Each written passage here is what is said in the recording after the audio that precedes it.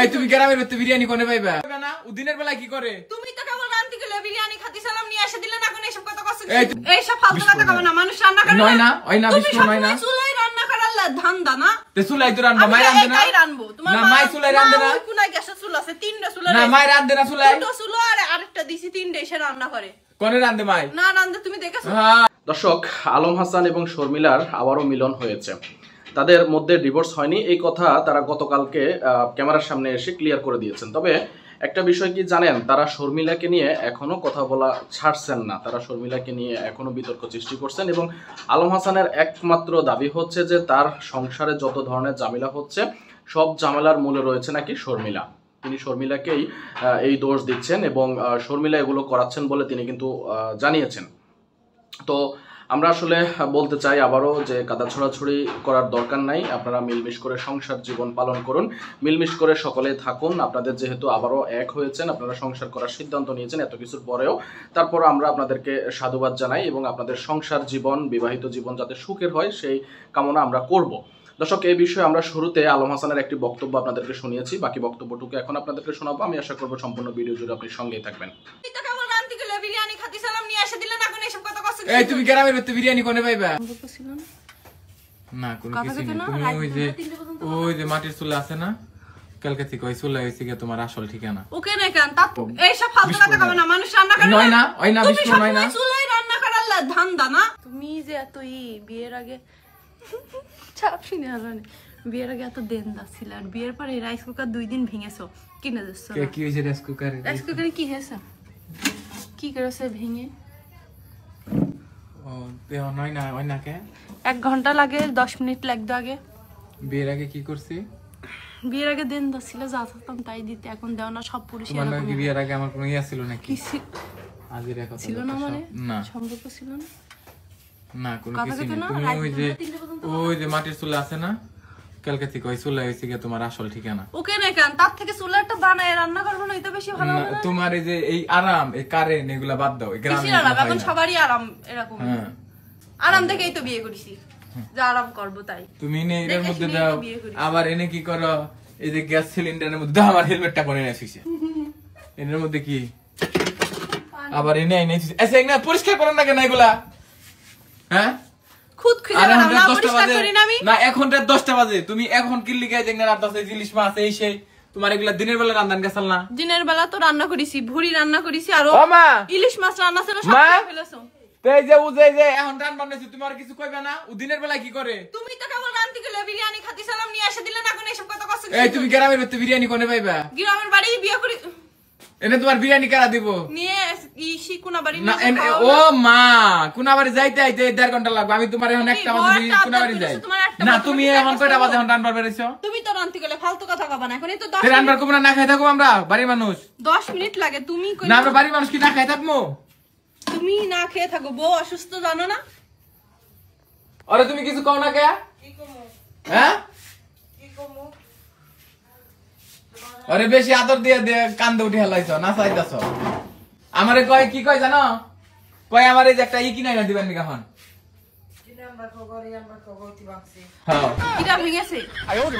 আমি ভাঙিছি। মা আমার পক্ষে মরছে। এখন কও তুমি এনে থাকো, ওই যে একটা চুলা আছে, উনি আছে কয়টা চুলা? তুমি এই দেখো কত বড় লোক, আমার সিরা জামা পড়ায় এসো, এখন আবার এত কথা কষ্ট কিসের জন্য? এটা কি আমি সিসি? তো সিরা জামাই তো পরে রইছি। এটা আমি সিসি না তুমি পাঁচটা করেছিস? আমি কোনো পাঁচটা করে নিয়ে। আচ্ছা আমার এত কথা বাদ, তুমি এত চুলের আয়োজন, এত গ্যাস, এত কিছু থাকতে তোমার এনে কারেন্ট দেন না, যেদিন এটা ব্রাস্ট হইব সেদিন আমার বাড়ি বম হয়ে যাবো, ব্রাস্ট হয়ে যাবো। এই সব ফালতু কথা কবে না, মানুষ রান্না করে নয় না, ওই না বিষ্ণু নয় না। চুলাই রান্না করার ধান্দা না? তে চুলাই তো রান্না, মাই রান্ধে না? তাই রান্নবো। তোমার না মাই চুলাই রান্ধে না? কোনায় গ্যাসের চুলা আছে, তিনটা চুলা। না মাই রান্ধে না চুলাই? দুটো চুলা আর আরেকটা দিছি, তিনটা এসে রান্না করে। কোনে রান্ধে মাই? না রান্ধে তুমি দেখেছো? হ্যাঁ। এই মা, তুমি মাটির চুলাই রান্ধে না? হ্যাঁ। মিথ্যা কথা কোনে মিছা কথা কইলো মাই? মাটির চুলাই রান্ধে। মাটির চুলাই রান্ধে আমি তো প্রমাণ প্রতিদিন দেখি, প্রতিদিনই তো দেখি। আমি রান্না করিনি মাটির চুলাই। মাটির চুলাই একদিন একটু নারকেল না একটু কি জানি কয়, এই তোমার বড় ভাবি গ্যাসের চুলাই রান্ধে, আলতাপের বউ গ্যাসের চুলাই রান্ধে, আমি মাটিতে রান্ধবো না। ওরা তো জমিদার চাকরি করে। আমিও তো জমিদার। তুমি চাকরি করো, তুমি চাকরিতে যাও, তোমার আমি ব্যবস্থা করে দেই। আমার বর যদি দেয় যা চাকরি করতে যাওয়া না সমস্যা। হ্যাঁ বাবা, এই যে আপনারা যারা দেখতেছেন আপনারা সাক্ষী থাকেন, আমাকে বেচতে ওনে আছে চুলা 2টা, ওনে আছে চুলা, এই যে আসে গ্যাসের চুলা। এই জিনিসটা আসার দিয়ে সে ভাঙছে, আমি ভাঙ্গি আমি ভাঙ্গি নাই। কিন্তু এখন কইছি এখন বাজে রাত 10টা, সারাদিন মোবাইলে সিনেমা দেখছে, নাটক দেখছে, গান শুনছে, এখন এসে রান্নার নিগা। এখন কি করা উচিত আপনি গো এটা দিলাম। আলতু ফালতু কথা খাবা না, তুমি ভেঙেছো। আলতু ফালতু কথা কেন বলো তুমি? বিরিয়ানি খাইতে সালাম খাওয়াইলে না, এখন আলতু ফালতু কথা বলছো। দেখেন বিরিয়ানি খাইতে চাইছে, একটা পুরুষ মানুষ কত সহ্য করবো কোন?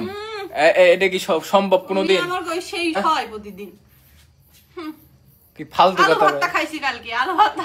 শুনেন আমি একটা কথা কই, এই বাড়ি মানে যারা বেশি সুখে থাকে না এই অবস্থায় হয়। সুন্দর মতো মা 5 বছরের লাকড়ি আইনা থুয়া দিছে, তে আপনি বিবি সাপ যাইয়া লাকড়ি দিয়ে রান্না করেন। এই বিবি সাপ কি করতেছে, ওনার এই জিনিস ছাড়া রান্না হইব না। উনি গ্যাসের চুলা আছে, আরো 2টা ওনে আছে, সেইটাও রান্না হবো না, ওনার এই জিনিস লাগবই। কথায় আছে সুখে খাইতে ভূতে কিলাই, উনিরে ভূতে ধরছে। এখন রাত করে আমার এই জিনিস আইনা দিবার কইতেছে, এটা কি সম্ভব কোনোদিন কোন? একবেলা একটু রানবো, সেই রান্নাটাও পারতাছে না। না রান্দিনে খাও কি না খেয়ে থাকো, না খেয়ে মানে আছে কি করে? আমি লেগে দোয়া, আল্লাহ আপনার ভালো করুক। আসসালামু আলাইকুম। ওয়ালাইকুম আসসালাম। যাও।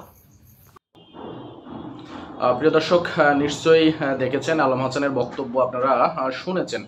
তো আসলে আলম হাসান ভাই দরকার কি এত কাদা ছোড়াছড়ি করার? শর্মিলাকে নিয়ে এখনো কথা বলার দরকার নাই। আপনাদেরকে তো আমরা সাধুবাদ জানাই যে আপনারা সংসার জীবন আবারও একসঙ্গে করার সিদ্ধান্ত নিয়েছেন। আসলে সংসার ভাঙা সহজ, কিন্তু সংসার গড়া সহজ না। আপনি তো বলেছিলেন যে এবার যদি আপনার এই সংসারে না টিকে আপনি আর কখনো বিয়ে শাদী করবেন না, আপনি সব সময় একাই থাকবেন, এটাই আপনার জীবনের শেষ বিয়ে এবং এই মুক্তাকে নিয়ে আপনি সংসার করতে চান। তো আপনাদের মধ্যে অনেক ঝড়ঝাপটা হয়ে গিয়েছে, অনেক ঝামেলা হয়ে গিয়েছে, সেটা আমরা সকলেই অবগত রয়েছি।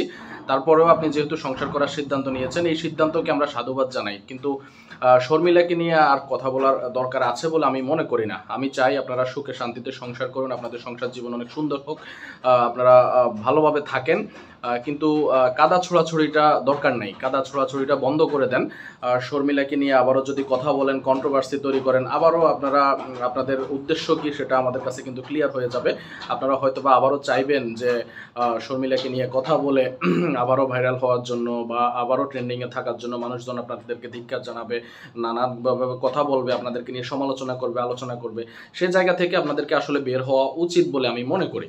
দর্শক, এই বিষয়ে আপনাদের মন্তব্য কি আমাদের কমেন্টস বক্সের ঘরে লিখে জানাবেন। আজকের ভিডিওটি কেমন লেগেছে সেটি জানাবেন। ভালো লেগে থাকলে ভিডিওতে একটি লাইক দিবেন, শেয়ার করে অন্যকে দেখার সুযোগ করে দিবেন এবং চ্যানেলে নতুন হলে অবশ্যই চ্যানেলটি সাবস্ক্রাইব করবেন। ভালো থাকবেন সবাই, সুস্থ থাকবেন। পরবর্তী ভিডিওতে আবার দেখা হবে। সে পর্যন্ত আপনাদের সকলের সর্বাঙ্গীন মঙ্গল কামনা করছি এবং বিদায় নিচ্ছি। আসসালামু আলাইকুম।